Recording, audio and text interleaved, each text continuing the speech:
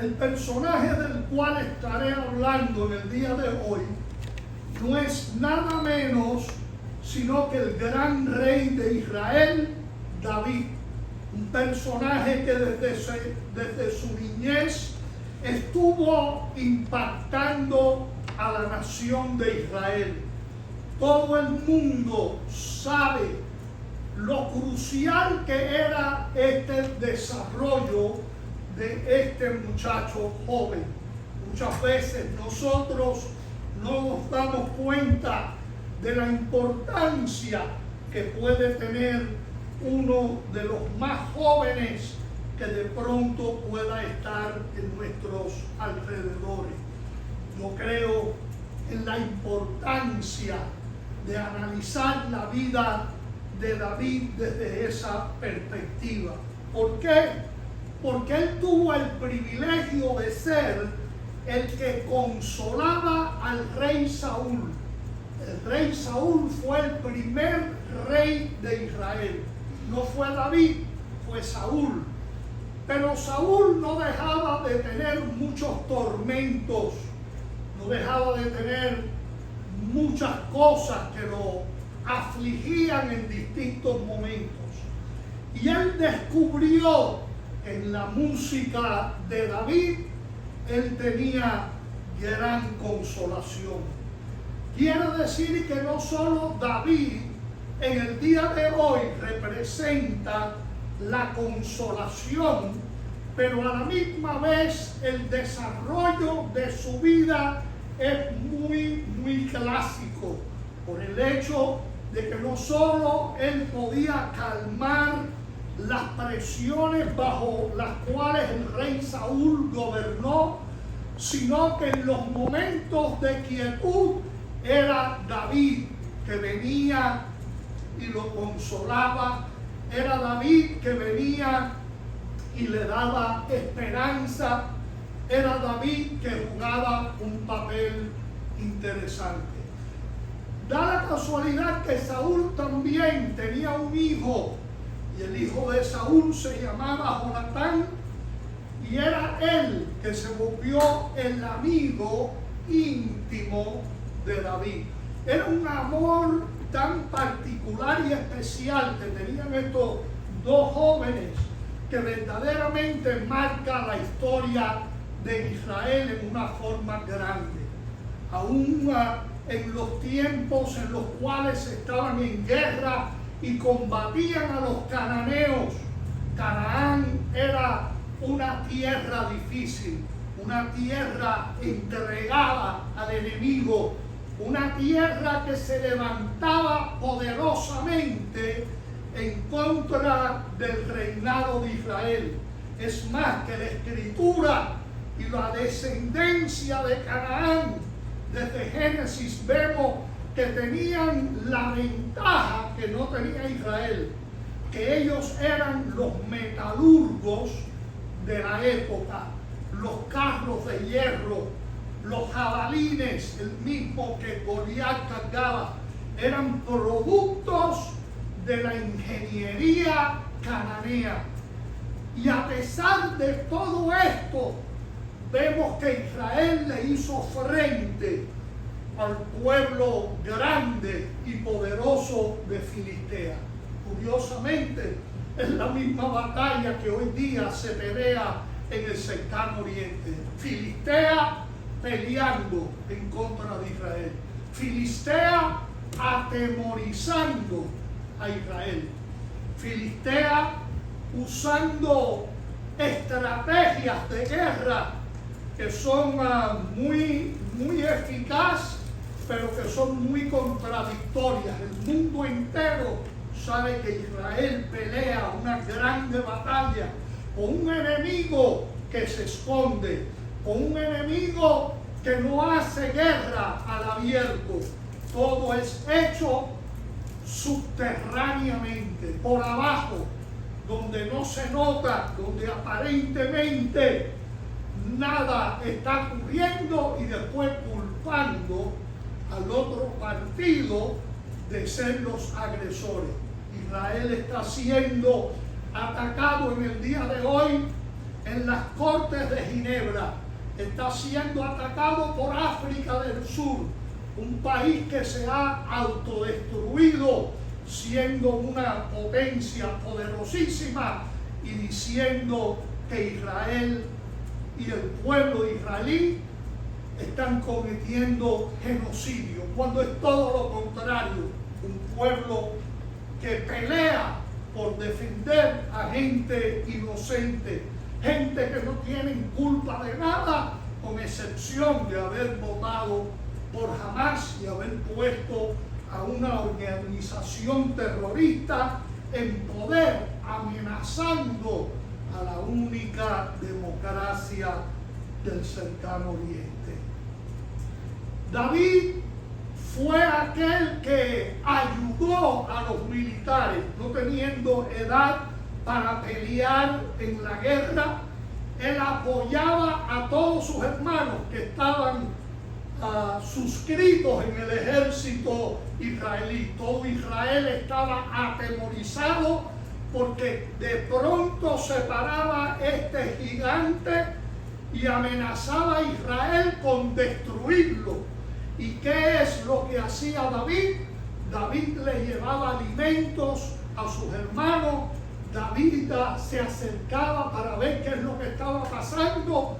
Y David se insultó grandemente una vez cuando él escuchó personalmente a Goliat desafiar al Dios de Israel.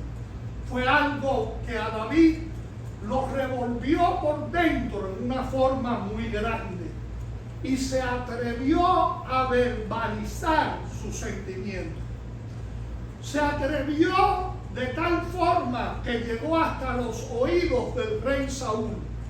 Y el rey Saúl lo mandó a buscar, y viendo que el muchacho era atrevido y que quería ir a la guerra, lo encasquetaron por completo y le pusieron todo el armamento encima para que él fuera a pelear. Y se quedaron viendo al muchacho que no se podía ni siquiera mover.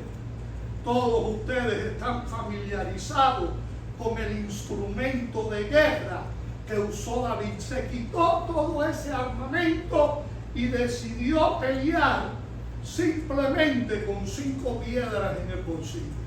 Fue lo que él pensaba que él necesitaba, porque había desafiado al Dios de Israel. Verdaderamente David ha inspirado a tanto. No solo su música, no solo su adoración, no solo sus oraciones que vemos nosotros en los salmos, sino que todo el mundo que lo conocía podía pensar en David como un tremendo personaje, como un personaje verdaderamente de muchas virtudes. La cuestión es que esa etapa de David de pronto cambia repentinamente. Y vamos al texto de la palabra de Dios, segundo libro de Samuel, capítulo 11, en el cual leeré unos breves versos. Segundo de Samuel 11, y voy a leer los versos del 2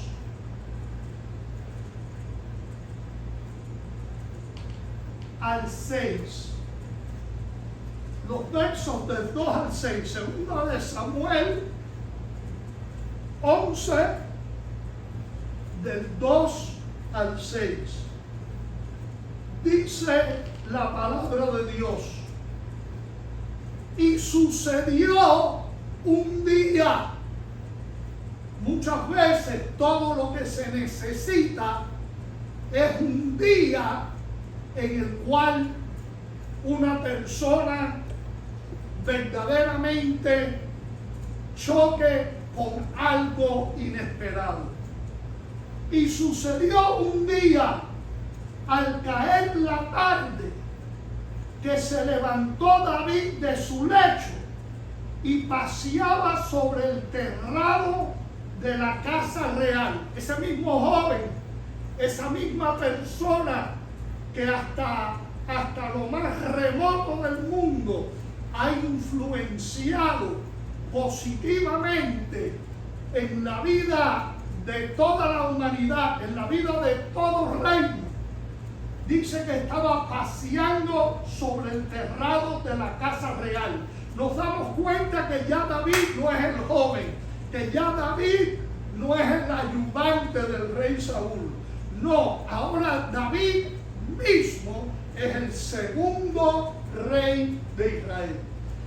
El segundo rey que iba a darle forma a Jerusalén misma, que iba a recuperar los tiempos inclusive de un pasado que ya toda esa región había olvidado de aquellos que habían pasado por allí.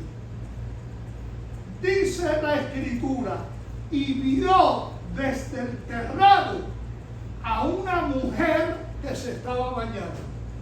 Mira de pronto el choque de un suceso, de un día, de una tarde, de un paseo en el patio de la casa real, lo que nos presenta, la cual era, dice la Escritura, muy hermosa.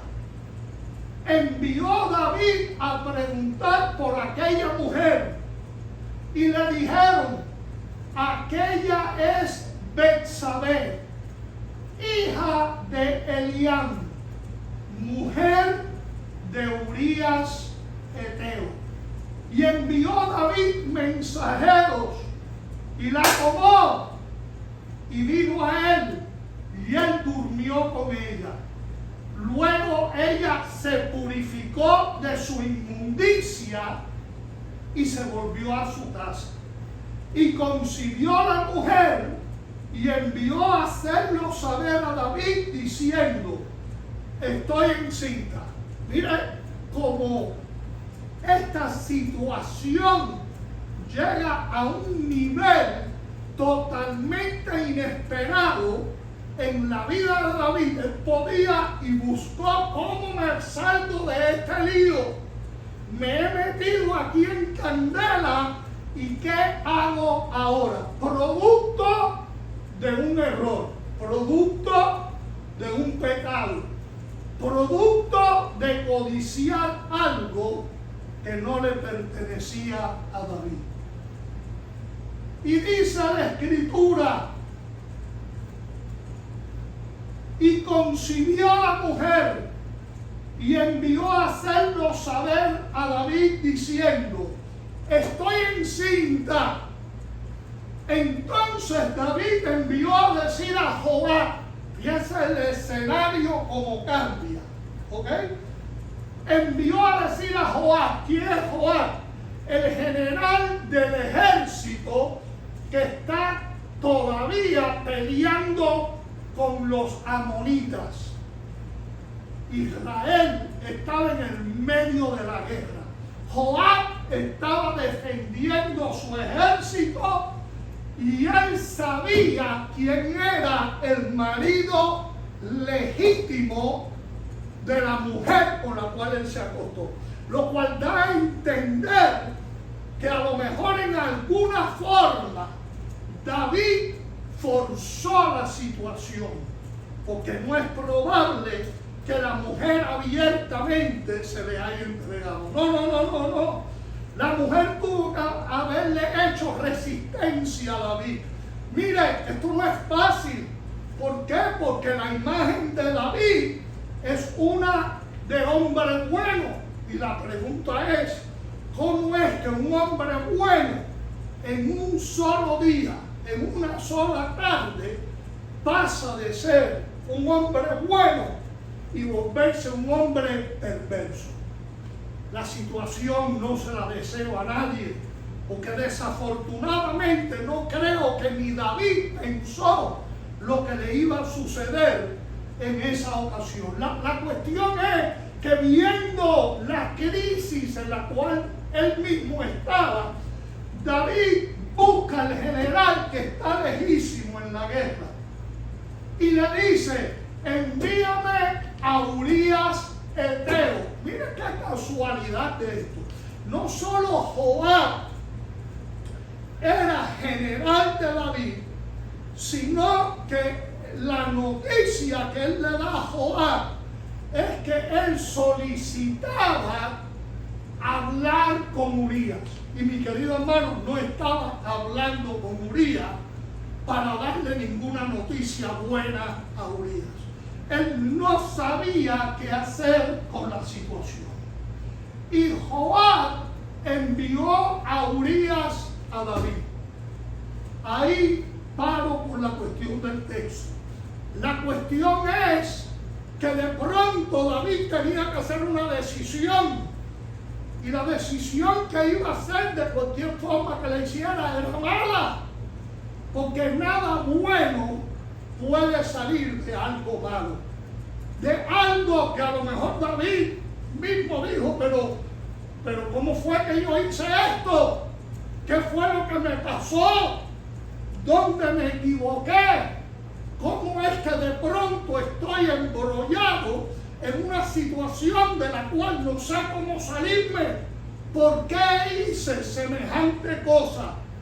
Y la cuestión es que esto nada más es el comienzo. Porque el enredo se vuelve tan profundo que es difícil de desenredar la situación en la cual está metido David. David sabe que no está jugando, acaba de crear una crisis con un hombre poderosísimo de guerra que es contado entre los 30 más poderosos del ejército de David. Y lo curioso de todo esto es que la escritura dice que él era heteo. Mire, los heteos fueron un reino que era enemigo de Israel, siempre lo fue. Un reino que peleó en contra de Asiria y de Egipto y pudo vencer a estos dos reinos. Y yo me pregunto, ¿cómo es posible que Urías, siendo heteo, haya logrado la posición que él tenía en el reino de Israel y que a la misma vez se haya ganado la confianza del pueblo judío para poder llegar al nivel de casarse con Betsabé?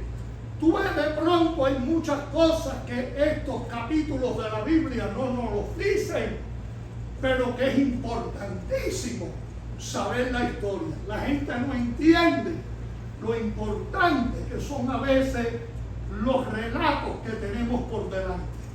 Betsabé en sí, su propio nombre significa que ella es hija de un juramento. Y ahora ella está mezclada en un juramento roto, en un juramento violado. ¿Qué le va a decir ella a su marido cuando lo vea? Estoy encinta y no es de tu hijo. Ella tenía que estar abrumada por completo. Ella tampoco sabía qué hacer. David, volviéndose loco por el error que acababa de cometer. Betsabé, porque a la larga, aunque él se haya impuesto sobre ella, no dudo que en algún momento se dio, pensando en la importancia del personaje, del rey. ¿Qué le iba a decir al rey? ¿Cómo le iba a decir que no? Todo esto jugaba parte del escenario.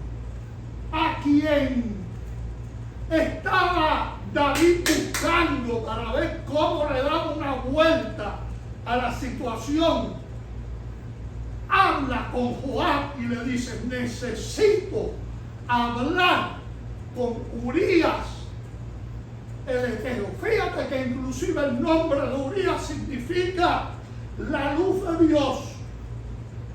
La integridad de Urías era tan elevada, tan por encima de la del rey David, y más en esta situación, que verdaderamente David se quedó atónito cuando llega Urías a Jerusalén y la forma en la cual le responde a David y de todo, más miedo, más pánico le cayó arriba a David, porque sabía que estaba hundido en tremendo crimen y delito. Le quitó, se robó la mujer de un hombre valiente de Israel, un hombre que tuvo que sufrir mucho siendo hebreo para ser aceptado en el ejército de Israel. Hay algo curioso que nos dice la Escritura, y es que Betsabé era hija de Eliam. Eliam significa el pueblo de Dios. Ella era parte de una familia súper prominente de Israel. Porque Eliam, dice la Escritura en otra porción, que era gidonita y que era guerrero de David. Quiere decir que toda la familia de Betsabé eran gente de mucha prominencia en Israel. No iban a ser gente que se iban a quedar callados. Lo que vemos aquí de curioso es que en otros capítulos de Samuel se nos dice que Eliam es hijo de Ahitofel. Ahitofel era uno de los hombres más brillantes, más sabios que había en la corte de David. Cuando había casos bien difíciles, Ahitofel era una de las personas que le buscaba solución a cualquier problema del reino. Y era Betsabé, nieta de Ahitofel. Y por la cercanía en la cual vivía Betsabé, ya David sabía que nadie podía vivir tan cerca de su palacio si no fuese alguna familia militar, alguna familia poderosa, y en Betsabé todo eso se manifestaba. Quiero decir que el rey David, el gran rey de Israel, estaba violando a una de las familias más prominentes de la nación. Nieta del consejero poderoso Ahitofel, hija de Eliam, que representaba al pueblo de Dios. Y curiosamente, ¿quién era Urías? Un extraño, una persona que en algún momento halló refugio en Israel y termina entrando a una de las familias más poderosas que podía haber allí en el reino. Y David sabía que al él estar mirando la privacidad de una familia y poner sus ojos en Betsabé, era un grande pecado. Pero mira lo que pasa, que muchas veces no nos damos cuenta, que la gente no entiende cómo funciona el cerebro humano. Y la cuestión es que la codicia por la cual comete el horrendo crimen del robo David es porque le dio demasiada atención a lo que él le puso los ojos encima. Si él hubiera visto a la mujer desnuda bañándose, que no lo estaba haciendo tan públicamente como la gente cree, el acceso único era de la casa real. David tenía que decir, esto no lo debo estar mirando yo. Yo debo dar la vuelta e irme de esta situación. Acuérdense que él fue a respirar aire fresco. Por ejemplo, ese era el aire acondicionado de aquellos días. Él estaba allí para refrescarse, como hacían todas las personas en los patios de ciudades como Jerusalén. Él nunca debió haberle prestado la atención desmedida a Betsabé, porque no le pertenecía. No era el derecho de él hacerlo. ¿Tenía el poder para hacer lo que le daba la gana? Sí, era el rey, el gran rey de Israel. Imagínense la situación que hay delante de nosotros. Pero ¿qué ocurre? que al él despreciar a Urías, que significa Dios es mi luz, él estaba violando uno de los derechos más grandes militares de Israel, porque al cometer el crimen que él comete, Urías tenía derecho de matar al rey David y salir ileso. Eso hubiera sido considerado defensa propia. Me robó la mujer y lo maté. Es el rey de Israel, pues entiérrenlo. ¿Por qué? Porque en un momento de locura, David no le hizo honor a la posición que él tenía. Y por eso fue el apuro de él de buscar a Joab, que Joab me saque de este lío. Mándame a Urías. Pero la cuestión es que el plan de él, en vez de buscarle una solución honesta, era una solución deshonesta la que estaba buscando. ¿Cómo me quito a Urías de encima? Si no lo mato yo a él, me va a matar él a mí y tiene derecho de matarme. David sabía cómo funcionaba la ley militar. Ahora, la cuestión es que David tenía algo muy poderoso que hasta este momento no lo entendemos de pronto en las Escrituras. Y es que David tenía información privilegiada. Él y solo él sabía todo lo que él estaba enmarañando y haciendo para quitarse este lío de encima. Fíjense si se lo quiso quitar, que de pronto una vez que terminó con ella la despreció. Y estamos hablando de un hombre, en el caso del rey David, que tenía un harem en Jerusalén. Quiere decir que a él le sobraban las mujeres. David no era un hombre que tenía una sola mujer. No. Él era un hombre que en aquellos tiempos, no porque Dios estaba de acuerdo, no porque Dios reconocía ese derecho, sino que la Biblia es tan honesta que aún lo malo de la gente está escrito en la palabra de Dios. ¿Por qué? Porque muchas veces nada más vemos lo bueno y no vemos lo malo que hay detrás de una acción. Él estaba buscando la forma de destruir a Urías. Él quería quitarle lo que Urías tenía. Él pensó, yo lo voy a lograr.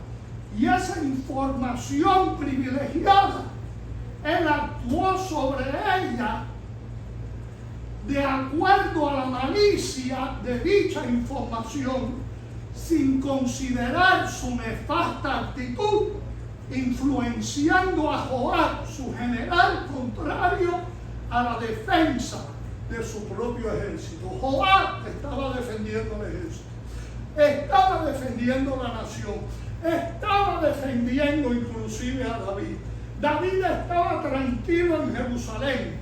Los tiempos de guerra lo usaban en aquellos tiempos, en los meses favorables del año, en los cuales podían con más oportunidad doblegar a la oposición, al enemigo, a las personas que le hacían de pronto estorbo, en este caso a la nación de Israel. Era una situación verdaderamente difícil. Y dice la Escritura, mucho más adelante, dentro del mismo libro de Samuel, que Urías es no solo declarado uno de los poderosos de David, sino también el detalle que resalta de nuevo de ser heredero de un reino tan poderoso que está batallando y había batallado y había ganado grandes guerras. La experiencia de Urías no era cualquiera. Urías era un hombre fuera de serie. Y envió David mensajeros, dice la Escritura que leímos, y la tomó. Los mensajeros llevaban el orden de decirle a esa mujer que claro que conocían a David, tenían una buena imagen de él, David se había comportado. Toda la historia de David era preciosa. ¿Qué iba a pensar esta mujer? ¿Qué es lo que estaba pretendiendo? ¿Qué vio? ¿Qué sabía el rey, el gran rey de Israel, David, acerca de ella? La cuestión es que mandó a los mensajeros para que se la trajeran. Y la escritura violentamente dice que la tomó. Se impuso en una forma ilegítima. Le importó poco las consecuencias de todo aquello. La cuestión es que ella sabía en algún momento que estaba enfrascada en una situación horrible. Lo que ella no sabía, que se iba a poner peor la cosa, porque llegó el momento que le tuvo que declarar: salí encinta. Ahora estoy más amarrada a esta situación. No puedo decir que voy a dejar este gran pecado en la situación. ¿Cómo me deshago de mi pecado? Y el gran problema muchas veces, tanto de Betsabé como del rey David, es que no saben arrepentirse de su pecado. Prefieren cambiarle el nombre, prefieren decir que es otra cosa, que no es. En otras palabras, es desmentir a Dios, es decir a Dios que es un mentiroso, que su palabra no tiene relevancia ni autoridad sobre las vidas de nosotros. Es decir, yo soy David y hago lo que me da la gana. Yo soy Betsabé y hago lo que me da la gana. Y Urías podía también llegar a ese momento. Sin embargo, la actuación de Urías asombra al gran rey de Israel. David sabía que tenía un problema más grande del que se imagina. Ahora, la cuestión es que David había caído por completo tras su codicia. Codició a la mujer. Usa la misma palabra que usa el apóstol Pablo en el Nuevo Testamento cuando habla de culpabilidad. Dice: si no fuera por la ley, yo no supiera lo que es la codicia. Pero la ley me mata, porque la ley me condena, me descubre. La ley arruina todos mis planes. Sin embargo, Dios estaba tratando de ver cómo salvarlos a los dos. Mira, Dios no anda buscando a quién destruir. Dios anda buscando a quién salvar. Pero tú sabes qué pasa, que muchas veces la gente no quiere que Dios los salve. Ellos lo que quieren es desmentir a Dios, decir eso no es así. Y esa pecaminosidad deshonesta a un alto militar como era Urías tenía a David temblando. David estaba en una condición en la cual él tenía dolor, hambre espiritual de una solución y miedo, pánico por lo que Urías le podía terminar haciendo. Dios marca a David en ese momento para reprenderlo públicamente por lo que hizo en secreto. La inmoralidad a la cual fue sometida fue devastadora de Betsabé. A David no le importó el daño que le hizo Urías, no le importó el daño que le hizo a Betsabé, que le hizo a Eliam, que le hizo a Ahitofel, su gran consejero, uno de los cerebros más grandes del reinado de Israel. Su pecado merecía muerte. Y seguro que su marido, Urías, lo iba a matar. De eso no hay duda. Y con derecho legal, porque Levíticos 20 dice en el verso 10 que Urías tenía derecho de matar al rey, ir ante la corte y salir ileso. ¿Por qué? Porque la culpa era del gran rey David. La situación era crítica. Ella estaba asustada y David también, sabiendo que a él también lo podían matar por su atrevimiento. por lo que escondió, por la forma en la cual planeó algo malvado, horrendo, de robarse algo que no le pertenecía, de robar a un hombre militar de su propio ejército. David, el gran rey, no pensó en lo que hacía y lo que había maquinado, y se le estaba enredando más la situación, más enredado que nunca. Dice la Biblia en el verso 7 que cuando Urías vino a él, David le preguntó por la salud de Joab. Miren esto. Lo llama, le dice: Urías, ¿cuál es la condición de salud de mi general? Urías le dijo: Joab es un campeón tuyo. Joab es un hombre extraordinario. Está liderando una guerra grande en contra de los amonitas y los va a vencer, de eso no tengas duda, mi señor rey. Despreocúpate por Joab. Y después preguntó por la salud del pueblo. Mira qué rey más amoroso este. Pregunta que si el pueblo estaba bien, si todo el mundo estaba allí listo para dar su vida por el reinado de Israel. Y dice: ¿y la guerra cómo va? ¿Quién va a ganar y quién va a perder? David estaba cómodo en Jerusalén. A él le tocaba, fíjate que más tarde, en otros capítulos, dice que Joab, ya cuando tenía el pueblo amonita conquistado, le dijo rápidamente a David que viniera a reclamar el derecho que le correspondía a él de haber ganado la batalla, aunque David no había estado allí. Porque dijo Joab: si tú no vienes y reclamas tu derecho, después me van a atribuir a mí los derechos que te corresponden a ti. Fíjate hasta dónde Joab está consciente de todas las cosas, y David también. Él sabe a quién le pertenecen los derechos. Él sabe cuando está haciendo algo correcto y algo incorrecto. Joab tampoco se iba a traslimitar en este aspecto.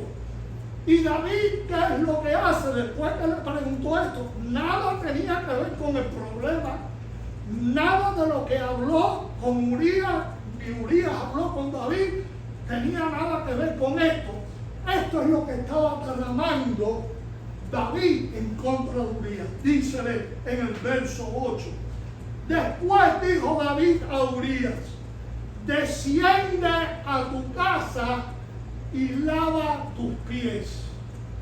Es una forma decente de decirle que él lo que le estaba pidiendo es que se bañara para que estuviera con su mujer sexualmente y él pudiera después decir: ajá, Urías tuvo un hijo con Betsabé.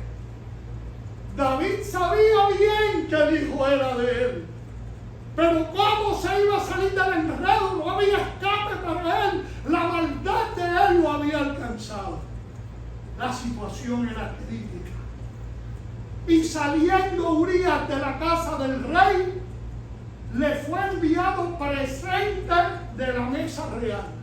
Mira qué gesto más lindo del rey David. ¡Wow! Parece que querían honrar a Urías. Le manda de el banquete del cual disponía el rey David, para que Urías comiera como un rey también, para que Urías se saciase, para que comiere, para que bebiese y para que se acostase con su mujer. Pero Urías era tan íntegro que dijo: yo sé que mi general está peleando, Joab. Yo sé que el pueblo por el cual el rey me preguntó está peleando. Esa gente está dando la vida por aquellos que no están peleando, que están en Jerusalén. Y yo debería estar allí para que si vayan a matar a alguien, me maten a mí también. Y yo voy a estar comiendo, bebiendo y teniendo relaciones con mi esposa. Algo vio malo Urías en eso. No sabía lo que estaba tramando el rey David, el gran rey de Israel, que le puso un banquete delante. No, algo se tramaba David. Dice el verso 9, mas Urías durmió a la puerta de la casa del rey. Todo el mundo públicamente sabía que Urías no había ido a su casa, que no durmió en su cama, que no comió de la comida que mandaron a su casa. Betsabé seguro que miró acá y dijo, ¿aquí qué pasó? ¿Entiendes? Esto suena raro. Hay algo que no entiendo de esta situación. Algo me he velado que no puedo desglosarlo. Pero ¿dónde estaba Urías?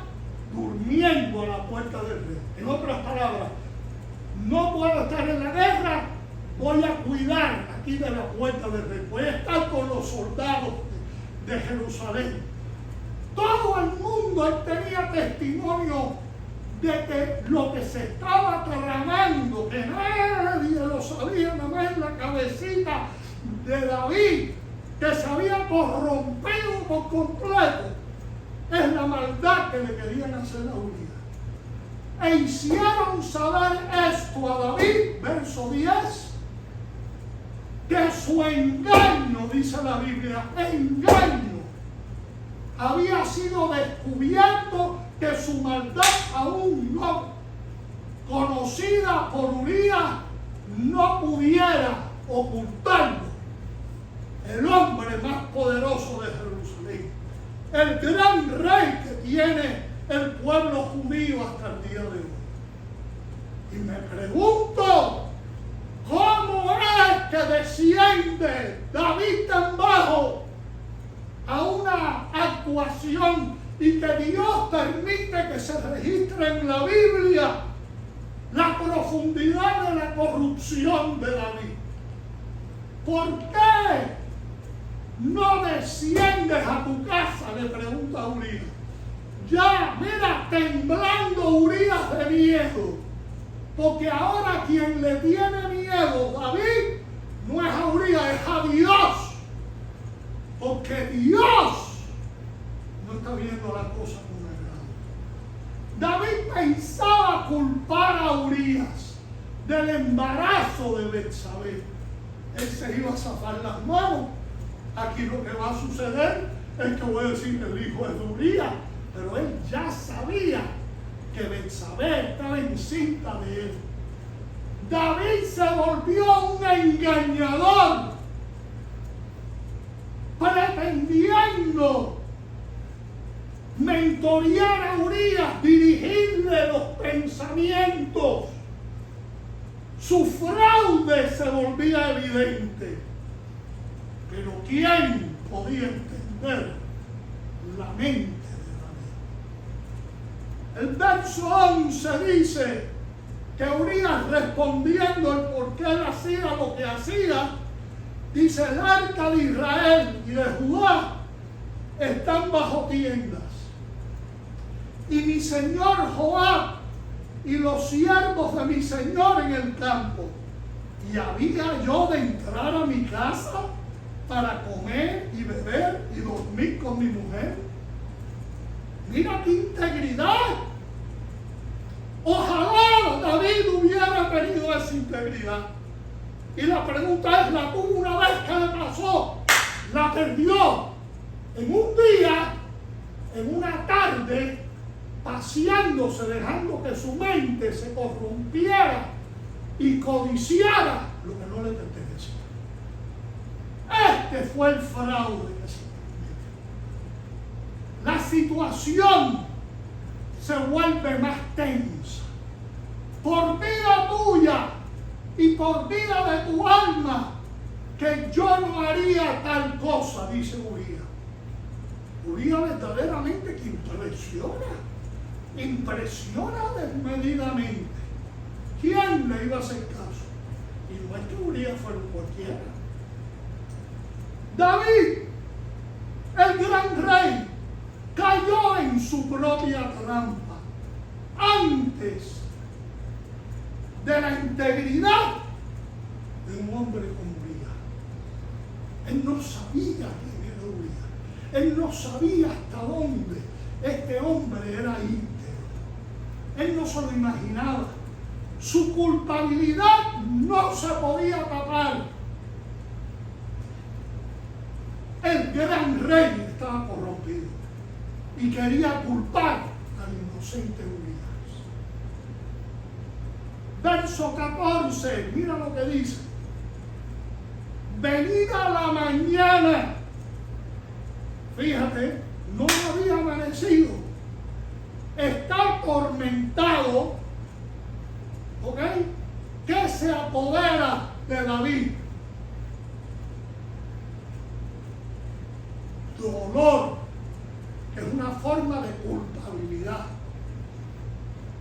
Hambre, deseo de escapar, no de comida, comida de sobra, deseo de escapar, de hallar una migaja espiritual para poderse defender ante Dios y no hay ninguna porque es culpable por todos los lados. Y de mañana tempranito le escribe David a Joab una carta, la cual envió por manos de Urías. Usa el mismo Urías, ¿ok?, como instrumento para destruirlo a él. Se cuela en la intimidad de Urías para ver cómo hace con este Urías y lo desaparece del mapa. Lo destruye, acaba con él, le cierra todas las puertas, le quita todo y le dice a Joab: poned a Urías al frente, en lo más recio de la batalla. A Joab está leyendo la carta. ¿Qué quiere David? Pongan a este hombre donde lo van a matar. Ponlo en la primera fila, donde le tiran una piedra de la muralla y le rompan la cabeza. Mátalo, destrúyelo, haz lo que tengas que hacer, ¿ok? Poned a Urías al frente, en lo más recio de la batalla, y retiraos, quítale el apoyo, déjenlo solo ahí. David está ante la gran muralla, están todos los enemigos poderosos, los más valientes de los amonitas. Y mira para atrás para ver quién lo va a ayudar a subirse a la escalera para arriba. Y todo el mundo se había echado para atrás. Todo el mundo retirado, dice la Biblia. Le estaba diciendo David a Joab: déjenlo solo, para que lo maten, para acabar con él, para hundirlo, para que sea herido y muera. Mátenlo, destruyanlo y diremos que fue mala suerte. Oye, como el ser humano se inventa fraseología para escaparse de culpabilidad. Puso a Joab delante de los más feroces para que mataran al legítimo guerrero, al fiel Urías. No tuvieron escrúpulos de la maldad. Joab se confabuló. Joab era para decir: no, a ese hombre lo voy a proteger, a ese hombre lo voy a defender yo. ¿Por qué David lo quiere matar? Joab no sabía la historia. David no le contó lo que él estaba tramando a Joab. ¿Por qué quería matar a este hombre?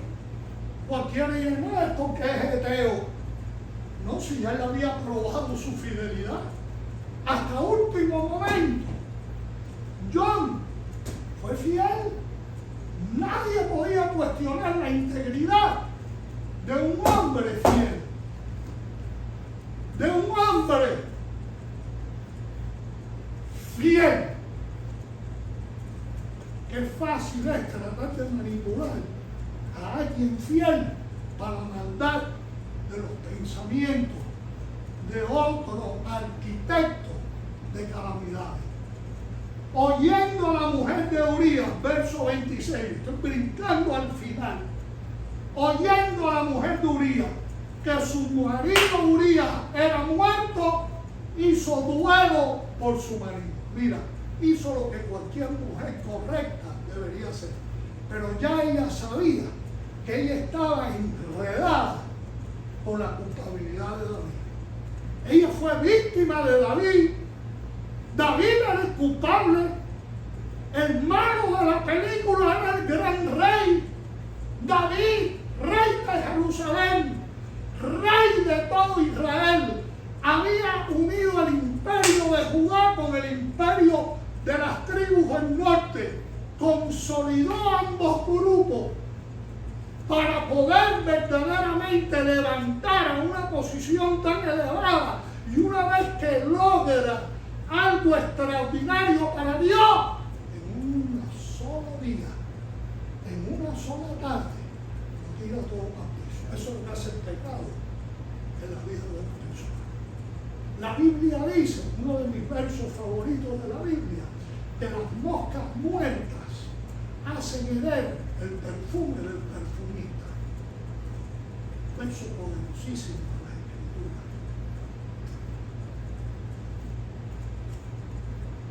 Y yo quiero que lean el pasaje 27, voy a querer terminar con eso. Dice el verso 27, y pasado el luto, envió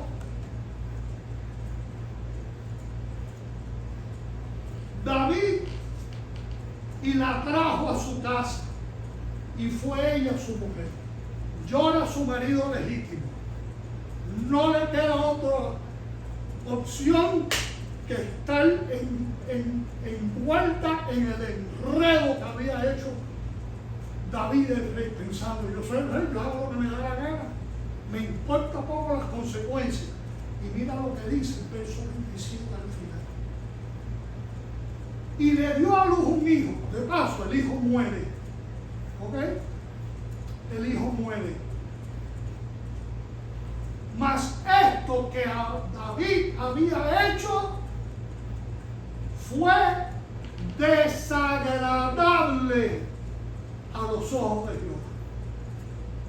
Dios sí sabía lo que estaba pasando. Y lo que Dios vio volvió a David desagradable a los ojos de Dios.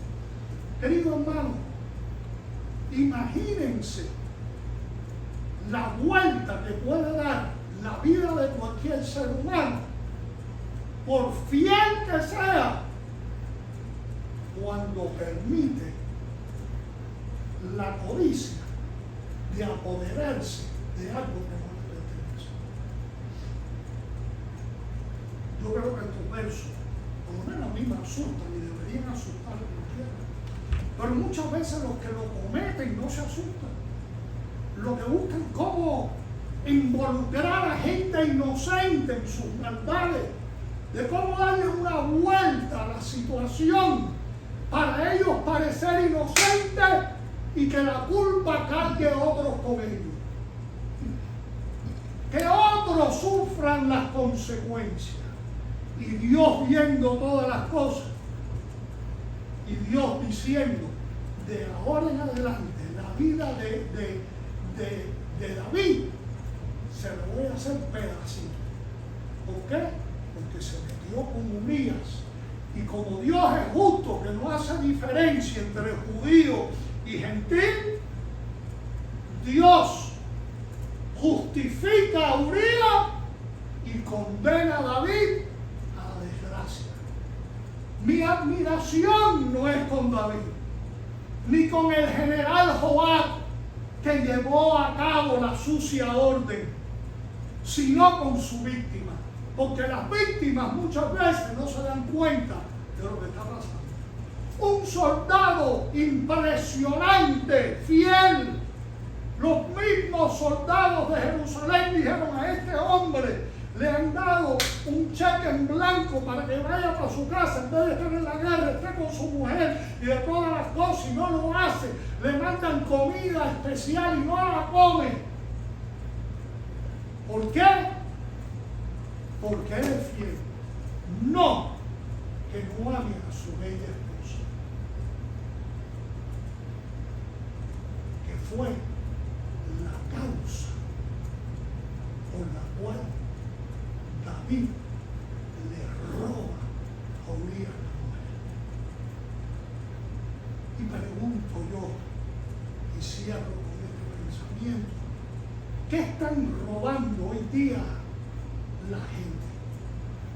¿Qué robo se comete en la ciudad de Miami como en otras ciudades del mundo?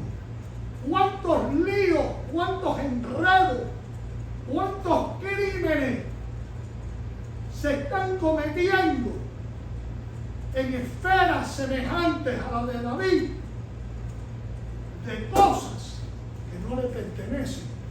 Y la gente dice, me las robo, me quedo con lo que me da la gana, hago lo que me da la gana.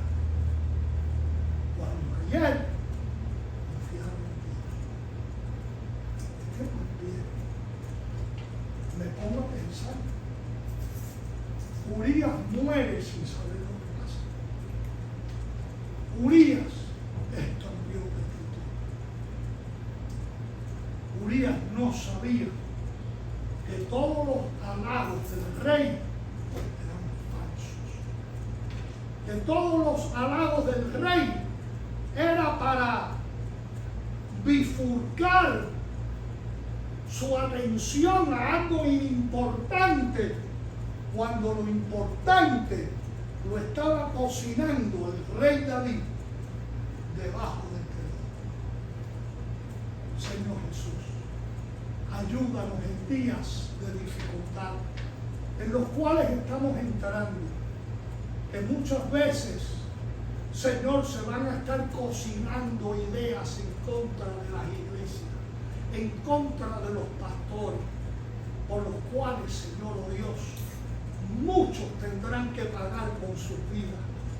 Muchos tendrán, Señor, oh Dios, que definir si de verdad creen en la vida eterna, si de verdad creen en el perdón de Dios, que si de verdad creen en la justicia de Dios y que hay cosas de las cuales Dios no se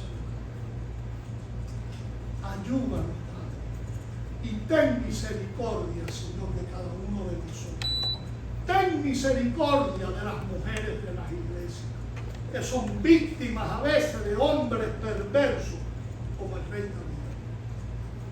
De hombres cuya importancia es su bienestar nada más y no piensan en hacerle justicia a otros que la merecen. Gracias, Padre, y bendice y toca y ayuda a alguien que a lo mejor escuche, que esté en este predicamento. Sálvanos. Señor, sea hombre o sea mujer, sea una persona que se ha hallado de pronto en un enredo y no saben cómo salirse de ello, sálvalos. Sálvanos, Señor. Salva Miami, salva Orlando, salva Nueva York, salva Nueva Orleans, salva, Señor, a Houston. Salva a Chicago con todos los enredos que hay en esas regiones del mundo. Salva a Filadelfia. Salva a Memphis. Salva, Señor, a Los Ángeles. Salva a San Francisco. Salva a Sacramento. Salva, Señor, oh Dios, a los extremos de esta gran nación. Salva, Señor, oh Dios, a gente inocente que morirán como consecuencia de la maldad de otros. Salva y ayúdanos a ser íntegros delante de ti. Ayúdanos, Señor oh Dios, a no ser arrastrados por un pensamiento sucio, por una idea sucia, por algo, Señor, maquiavélico, que muchas veces se puede conjeturar en contra de cualquiera de nosotros. Te pido esto como pastor, en el nombre de Jesús. ¿Habrá alguien hoy día en el internet que me esté escuchando? ¿Habrá una persona? Yo no sé en qué país está usted en el día de hoy. ¿Dónde puede estar? Muchas veces ustedes no saben lo que está pasando alrededor suyo. Y por mucho que intenten, muchas veces dicen, "Ay, solamente Jesús los puede sacar muchos de ustedes de apuros que ustedes no crearon, que ustedes no tuvieron nada que hacer y que aparentemente los quieren tornar en culpables cuando ustedes son inocentes". En el nombre de Jesús,